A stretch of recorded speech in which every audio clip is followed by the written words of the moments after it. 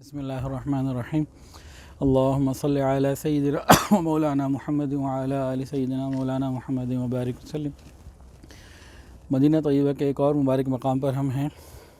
اس کو ڈاکٹر الیاس فیصل صاحب نے اپنی کتاب میں غار بنی حرام لکھا ہے، اور مولانا اویس صاحب جو ہمارے ساتھ ہیں، مفتی عبداللہ البدنی البرنی صاحب کے صاحبزادے، وہ بتاتے ہیں اس کو مسجد سجدہ کہا جاتا ہے۔ تاہم یہاں دو چیزیں ہیں۔ ایک چیز تو یہ ہے کہ نبی علیہ السلام یہاں رات کو تہجد پڑھتے اور گوشے تنہائی میں بیٹھ کے اللہ رب العزت سے مناجات کرتے اور دعائیں مانگتے۔ ایک دفعہ صحابہ کرام نبی علیہ السلام کی تلاش میں نکلے تو غالباً حضرت معاذ بن جبل رضی اللہ تعالیٰ عنہ نے نبی علیہ السلام کو یہاں پایا، اور آپ سجدے میں تھے اور لمبا سجدہ کیا، اتنا لمبا سجدہ کیا کہ حضرت معاذ بن جبل رضی اللہ عنہ پریشان ہو گئے کہ واللہ عالم کہیں ایسا نہ ہو کہ روح پرواز کر گئی ہو۔ تو جب نبی علیہ السلام نے سجدے سے سر اٹھایا تو انہوں نے اپنی اس پریشانی کا ذکر کیا کہ میں تو یوں گمان میں مبتلا ہونے لگا تھا۔ تو نبی علیہ السلام نے فرمایا کہ آج مجھے یہاں اس مبارک مقام پہ بشارت دی گئی ہے، اللہ نے وعدہ فرمایا ہے کہ میں آپ کو آپ کی امت کے بارے میں رسوا نہیں کروں گا۔ اللہ اکبر کبیرہ۔ تو نبی علیہ السلام کے لمبے سجدے کی برکت سے وہ پوری امت کے لیے اللہ نے خیر کا وعدہ کر لیا۔ کاش ہم بھی نبی علیہ السلام کی محبت میں نبی علیہ السلام کی اتباع پر آ جاتے۔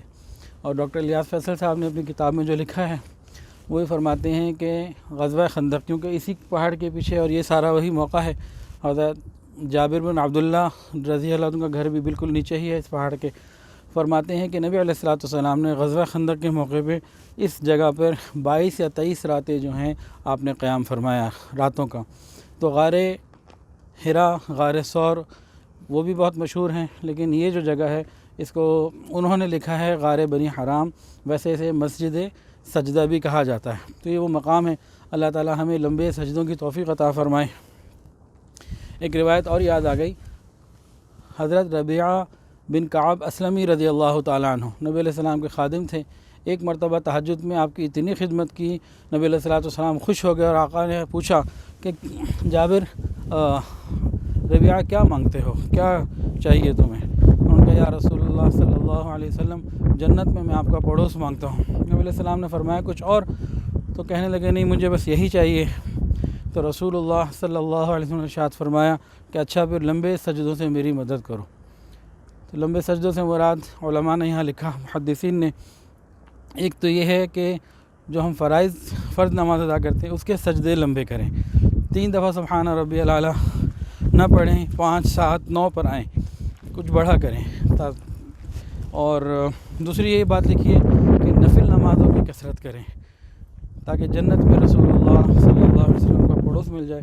ہمارے آقا تو وہ تھے کہ اتنا لمبا سجدہ کیا کہ دیکھنے والے کو گمان ہونے لگا کہ کہیں روح مبارک پرواز نہ کر گئی ہو۔ اللہ تعالی ہمیں بھی اچھے انداز سے سجدے کرنے کی توفیق عطا فرمائے۔ جزاک اللہ۔